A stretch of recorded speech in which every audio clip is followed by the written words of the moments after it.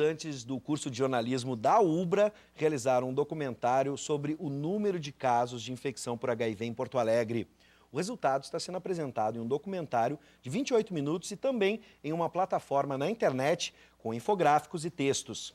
Sobre este assunto, nós vamos conversar com os estudantes Caroline Muscopf, também o João Henrique Matos e a coordenadora adjunta do curso de jornalismo da UBRA, professora Gabriela de Almeida. Todos sejam bem-vindos.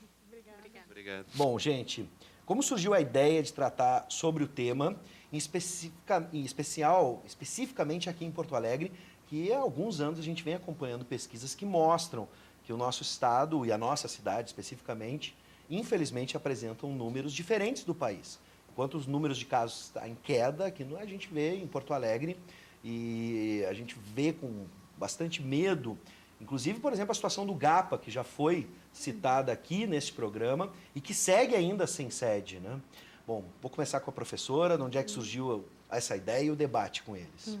Sim, tem uma disciplina no curso de jornalismo que chama Produtos Audiovisuais, que é dedicada à realização de documentários.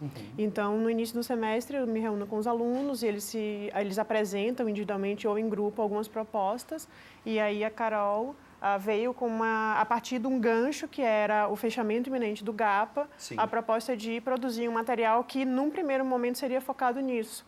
Né? E aí, depois, no semestre inteiro de trabalho e da captação de bastante material, a gente se deu conta de que o gancho era o possível fechamento do GAPA, que depois se consolidou, mas que tinha muito material para dar conta e que só o documentário não seria o suficiente. Daí surgiu a ideia de ter um documentário, mas também ter um site que pudesse agregar as outras informações. Sim. O GAPA, para quem não sabe, é o Grupo de Atendimento e Prevenção. Me ajudem agora, Grupo de Apoio à Prevenção, né? E há muito tempo eles faziam um trabalho aqui na região metropolitana, ficaram sem sede e também, como eu disse, as pesquisas que vinham mostrando esses números, que a gente tentava entender por que Porto Alegre, na contramão do Brasil. E aí, o que vocês viram nisso, e nessa realidade onde, por exemplo, quando a gente entrevistou o GAPA, falam que boa parte dos jovens acham que a AIDS é um problema dos anos 80, que é algo superado. E aí vocês realmente trazem esse problema para a gente. Na verdade, é um assunto que eu já considerava importante antes. Eu sou voluntária com um grupo de moradores de rua. E é um assunto bastante debatido, assim. Mas eu sempre via um assunto como do outro, sabe? Eu não me incluía nessa discussão.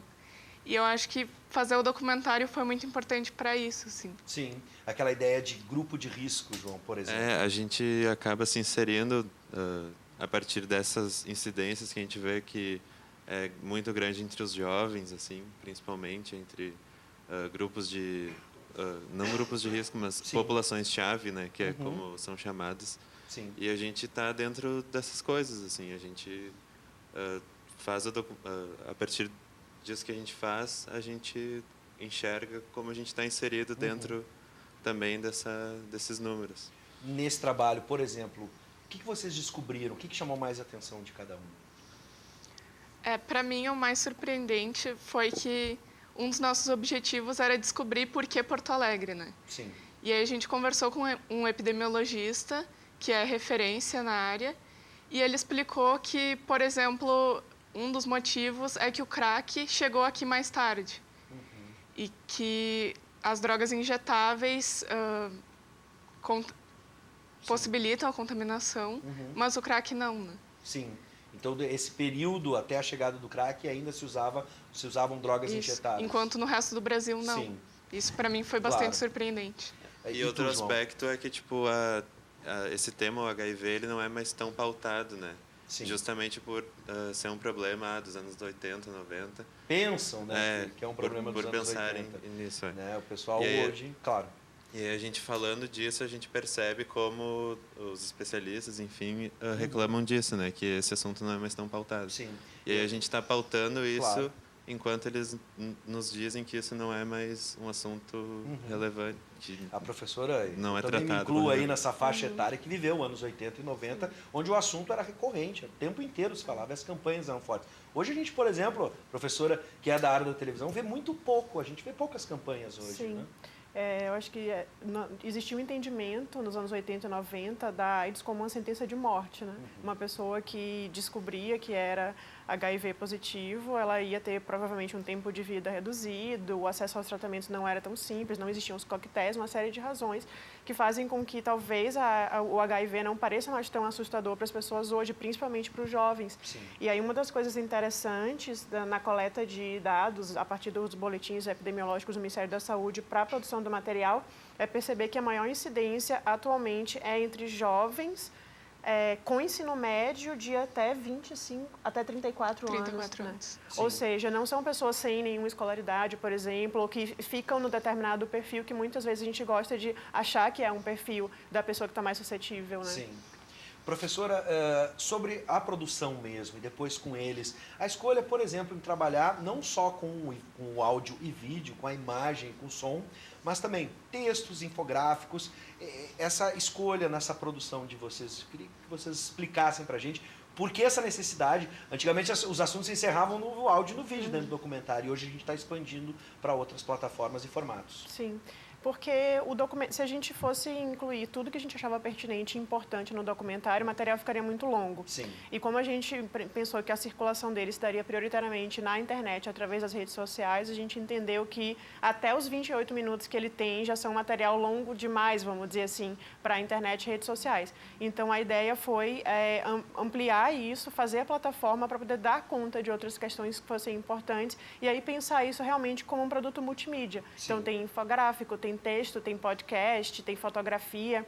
Um problema de percurso, vamos dizer assim, que aconteceu e que gerou um certo retrabalho, é que como o material tinha sido pensado originalmente para ser um documentário, quando a gente resolveu fazer o site, a gente teve que fazer, por exemplo, novas saídas só para produzir fotografia, porque a gente não tinha pensado no material com material fotográfico num primeiro momento, né? Mas nada que não fosse contornável dentro do tempo que a gente tinha também. E isso, acredito eu, quando fiz faculdade de jornalismo, as coisas mudaram bastante, a internet era super precária, o acesso aos aparelhos, né, por exemplo, uma câmera muito difícil, até o tamanho da câmera era difícil naquela época. E hoje essa geração já vive essa ideia multimídia. Para vocês é mais fácil trabalhar assim? Por exemplo, nessa produção do documentário, seria pouco encerrar só com áudio e vídeo? Hoje vocês já pensam, né, vocês que são de uma outra geração e estão fazendo jornalismo, nessa maneira multimídia de se fazer as coisas, de se contar histórias? Eu acredito que sim, porque a gente já está muito acostumado assim a trabalhar com isso, né, de inserir todas as mídias assim. Mas ao mesmo tempo para nós também é um desafio assim de conhecer e tipo eu nunca tinha feito podcast assim. Sim. E aí foi a primeira vez que eu me deparei com isso e é uma coisa massa assim, porque eu tô acostumado com essa coisa da fotografia, do vídeo e tal, e trabalhar com áudio assim para mim foi uma coisa nova. E aí desculpa, João, por favor. Eu estou querendo acelerar, porque a gente está com pouco tempo, eu quero que todo mundo fale. Claro, pode. Né? Carol, qual foi a tua surpresa na produção? Um dos desafios também é não fazer com que o conteúdo fique se repetindo, né? Sim. Que o texto ele tem que funcionar sozinho, mas ele não pode ficar repetindo o áudio, o vídeo, enfim. Isso também é um desafio para quem se propõe a produzir assim.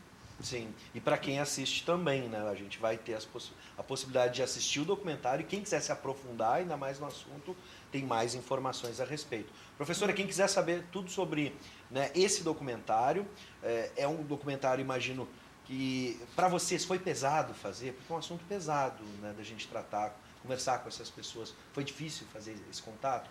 Trabalhar aquela divisão entre emoção e o seu trabalho. É que eu já tinha uma relação com essa temática, assim.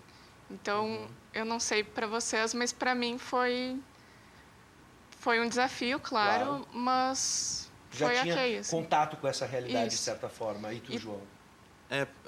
Eu acho que é mais difícil esse tema, assim, né? A gente vai ouvindo algumas coisas e vai pensando e vai refletindo e, enfim, vai querendo buscar, assim, se existe um diagnóstico para a gente. Sim, claro. Vai se inserindo nisso, assim, né? Não é tão distante quanto eu imagino. Exatamente. Professora, quem quiser conhecer esse trabalho, como é que a gente acessa? Tem a fanpage no Facebook, que é Capital do HIV, tem o site também, que é capitaldohiv.wixsite.com/jornalismoubra. E aí tem uma coisa interessante, eu acho que é legal de dizer, que o trabalho é finalista do Prêmio Expocom, da Intercom, na categoria de website, né? Então foi escolhido um dos 5 melhores trabalhos da região sul do Brasil, e a Carol e o João vão apresentar no final do mês, entre 31 de maio e 2 de junho, no evento do Interconsul. E a gente vai apresentar também o documentário e o site na próxima sexta-feira na UFSPA, a partir de um convite de professores da reitora da universidade, em função da circulação e da repercussão do material nas redes sociais, que nos convidaram a ir lá, numa universidade que é focada em cursos da área de saúde, para apresentar o material. Então, está tendo uma repercussão muito além de um trabalho voltado especificamente a cumprir uma tarefa de disciplina ou da própria UBRA, e está tendo uma vida fora daqui, a gente acha muito importante. Sem dúvida, e a gente quer que ele traga um resultado. Profissionalmente para vocês, no aprendizado, para a nossa universidade, que ganha destaque, mas acima de tudo, a gente tem que mudar o título. Tomara que daqui a alguns anos não seja mais a capital do HIV. E por isso eu agradeço vocês pela presença e parabenizo pelo trabalho de vocês. Obrigada. Sejam sempre bem-vindos e que esse prêmio venha para nós. Professora, com certeza virá pelo talento que conheço dos dois. Nossos colegas aqui, né? A gente está em época do vestibular da UBRA, já sabe. ubra.br/vestibular para você saber mais e ser nosso colega, assim como a Carol e o João. Tá bom?